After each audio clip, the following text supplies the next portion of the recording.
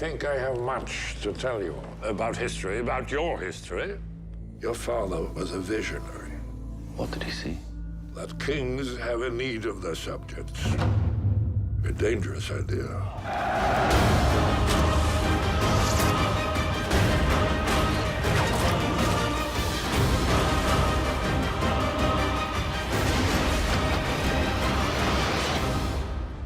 안녕하세요. 문화로 읽는 경제의 신기주 기자입니다. 오늘은 화제 증권 거래 앱이죠. 로빈훗과 칸 영화제 개막작이었던 영화 로빈훗, 두 로빈훗에 대한 얘기를 해보겠습니다. 질문은 이겁니다. 로빈후드는 의적이었을까? 도적이었을까? 전 세계 증시를 뒤흔들고 있는 게임스탑 쇼크, 공매도 세력과 개인 투자자들의 머니게임이 벌써 한 달째 계속되고 있죠. 지난 1년 게임스탑의 주가는 최하 2달러였습니다. 평균 주가는 10달러였는데 2달러짜리가 하루아침에 350달러짜리가 된 거죠. 이때 게임스탑 매수에 뛰어든 개인 투자자들이 주로 사용했던 증권거래 애플리케이션이 바로 로빈후드입니다. 그런데 로빈후드가 게임스탑 거래를 한때 중단시키면서 개인 투자자들의 비판에 직면하게 됐었죠. 로빈후드의 게임스탑 거래 중지로 게임스탑 주가는 다시 폭락했었습니다. 결과적으로 공매도 세력한테 유리한 결과가 됐죠. 로빈후드가 뭐냐 이렇게 물어보시는 시청자 여러분들 계실 것 같습니다. 로빈후드는 주식 거래 수수료를 무료라고 표방하면서 한때 개인 투자자들의 영웅으로 떠올랐던 앱입니다. 그런데 왜 로빈후드는 월가 탐욕의 상징처럼 묘사되고 나는 공매도 세력과 개인 투자자들의 대결에서 공매도 세력 편을 들어준 것일까요? 로빈후드는 영화에서도 신화에서도 원래 의적 아닌가요? 영화는 리들리 스콧 감독의 로빈후드입니다. 63회 칸 영화제 개막작이었죠. 로빈후드는 의적이었고 결국 존 왕을 물리치고 리처드 사자왕의 복귀를 성공시키고 세상을 좀 더 행복하게 만든다 이런 얘기였죠. 영화 속 로빈훗 또는 실화 속 로빈훗과 월가의 로빈후드를 비교해 볼까요? 존 왕은 월가 혹은 공매도 세력을 대표할 겁니다. 마크 스트롱이 연기한 가프리는요, 월가를 대표해서 아마 주식 투자 수수료를 받아 챙기는 증권사, 마리오는 이제 케이트 브랑쳇이 연기한 로빈후드와 썸 타는 그녀인데 개인 투자자들 혹은 피해자들을 상징할 겁니다. 그리고 당연히 로빈후드는 이들 모두를 해방시키고 존 왕을 물리치고 가프리를 무찌르는 의적이겠죠. 자, 영화와 현실이 같다면 이랬어야 할 겁니다. 그런데 진짜 현실은 좀 달랐습니다. 개인 투자자들한테 수수료를 받지 않아서 의적이라는 얘기를 들었던 로빈후드는 사실 알고 봤더니 존 왕, 그러니까 월가와 짜고서 개인 투자자들의 뒤통수를 치고 있었다는 것이 뒤늦게 드러난 겁니다. 이걸 좀 더 알기 쉽게 설명하려면 로빈훗의 창업자들부터 이야기를 거슬러 올라가야 합니다. 로빈훗의 창업자는 스탠포드 출신의 대학생 2명이었는데요.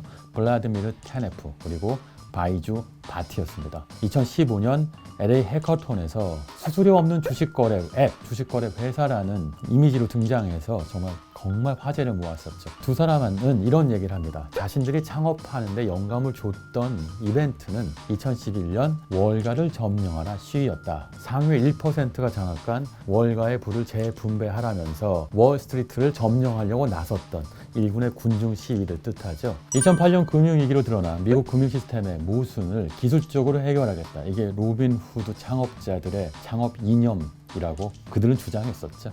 증권사 수익은 주식 거래 수수료로 받습니다. 부동산 거래 수수료 생각하시면 이야기가 쉬울 텐데요. 자, 매도자와 매수자를 연결해주고 부동산 거래 사장님이 수수료를 받잖아요. 부동산 역시도 주식도 부동산 사무소도 증권사 소유가 아닙니다. 본인들이 소유하지 않는 걸 매도자와 매수자를 연결해주는 이유만으로 수수료를 받는 거죠. 그 로빈후드는 이걸 기술적으로 없애주겠다고 약속하는 거죠.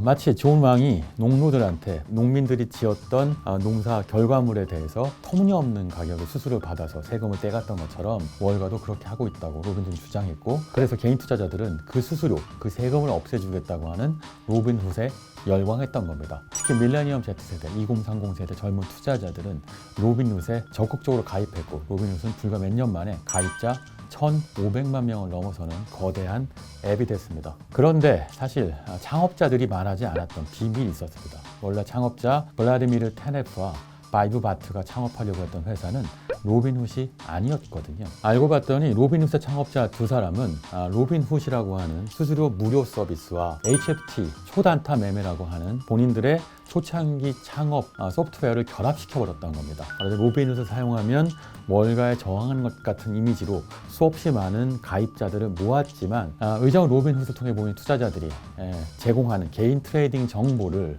고빈도 매매, 초단타 매매를 하는 헤지 펀드들한테 팔아버리고 있었던 겁니다. 헤지 펀드들이 사가는 고빈도 매매 정보라는 걸 TFOF라고 합니다. 투자자 주식 주문 정보 판매. 말하자면 우리가 실시간으로 오더를 내리는 주문 정보의 흐름을 거대 헤지 펀드들한테 팔아서 돈을 번다는 뜻이 되는 거죠. 결과적으로 로빈후드를 쓴다는 건 헤지 펀드들이 0.0001초 먼저 나의 거래의 흐름을 미리 알고 매도 혹은 매수 포지션을 결정할 수 있게 된다는 뜻입니다. 내 거래를 상대방이 미리 알도록 도와주는 대신에 수수료가 공짜라는 게임에 넘어가는 셈이 되는 거죠. 자, 영화 로빈후드에선 로빈후드와 존 왕 사이엔 어떠한 거래도 없습니다. 그렇기 때문에 정당하고 그렇기 때문에 의적인 것이죠. 하지만 현실의 증권 앱 로빈후드는 뒷거래를 합니다. 겉으론 영주와 싸우면서 실제로는 신상 정보, 경영 정보들을 넘겨주고요. 농민들을 잡아다가 바친 꼴이 되는 겁니다. 그런데 이런 와중에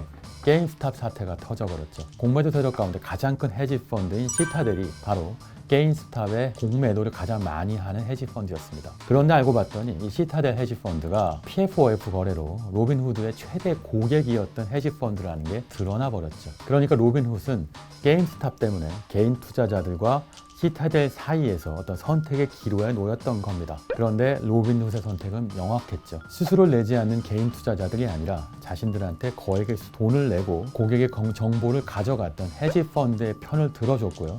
결과적으로 개인 투자자들의 로빈훗을 이용한 게임스탑 거래를 중지시켜버립니다. 결정적인 순간에 로빈훗이 의적이 아니라 도적이라는 게 드러나 버렸던 거죠. 로빈훗의 PFOF 거래로 개인 투자자들이 입은 손실 규모가 3,410만 달러인 걸로 추산하고 있습니다. 우리 돈으로 370억 원이 넘어가는 큰 돈이죠. 그러나 초단위로 있는 손실은 눈에 보이지 않고 수수료는 눈에 보이기 때문에 대부분의 개인 투자자들은 여전히 로빈훗을 쓰고 있습니다. 네, 로빈훗의 본사는 고객센터도 없죠. 왜일까요? 수수료가 공짜이기 때문입니다. 돈을 내지 않는 고객을 응대하기 위해서 CS 센터를 운영할 이유가 없는 거죠. 사실 로빈훗은 개인 투자자들을 고객이라고 생각하지 않는 겁니다. 지난해 이런 일도 있었습니다. 로빈훗으로 주식 거래를 하다가 무려 73만 달러의 손실을 입은 20대 청년이 있었죠. 옵션 거래 혹은 마진 거래를 개시하게 됩니다. 손실이 기하급수적으로 늘어나서 본인이 감당할 수 없는 무려 73만 달러의 손실을 입었던 겁니다. 옵션 거래를 하면 원하는 가격에 물건을 사고 팔 수 있는 옵션을 선택하는 거래를 말하죠. 마진 거래란 비용을 빌려서 하는 B2를 의미합니다. 결국 20대 청년 입장에서 보면 빚을 내서 투자하게 만들고 또는 고위험 거래를 할 수 있도록 만들어 놓았던 거죠. 로빈훗은 이런 옵션 거래와 마진 거래를 통해서 1억 8천만 달러, 우리 돈으로 2,100억 원 이상의 수익을 거둡니다. 평범한 거래는 무료라고 얘기해 놨습니다. 하지만 뒤에서는 위험한 거래를 통해서 수수료를 받아 챙기고 있었던 거죠. 결국 20대 청년은 이 파생 상품 거래에 손을 댄 탓에 극단적인 선택을 할 수밖에 없게 됐죠. 마치 게임하는 게임 머니처럼 리얼 현실 머니를 투자하게 만들었던 것, 그건 바로 로빈훗 탓이라고 할 수 있습니다. 그런데 진짜 문제는 로빈훗이 갖고 있는 불안전 거래의 문제입니다. The failure of best execution이란 개념인데요. 증권사한테 우리의 돈을 맡기고 거래를 중개해달라고 할 때는 당연히 증권사가 나를 위해서 최고의 거래를 성사시켜 줄 거라고 믿습니다.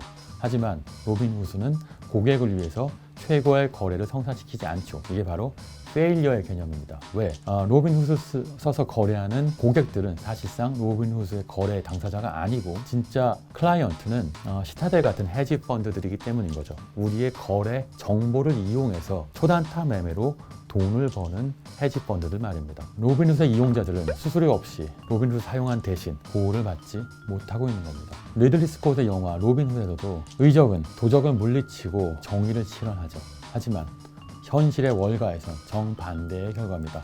스스로 무료를 내세웠던 로빈훗은 알고 봤더니 도적이었습니다. 그게 이제까지는 잘 숨겨져 왔었습니다만 게임스탑 쇼크로 그 민낯이 드러나고야 말았습니다. declare him to be an outlaw!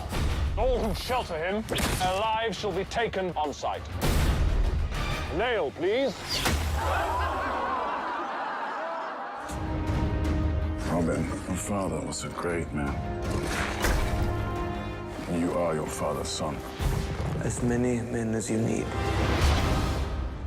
Rise and rise again. 지금까지 문화로 있는 경제의 신기주 기자였고요. 오늘 영화 로빈훗과 게임스탑 쇼크로 전 세상을 시끄럽게 만들고 있는 증권 거래 앱 로빈훗에 대해서 알아봤습니다.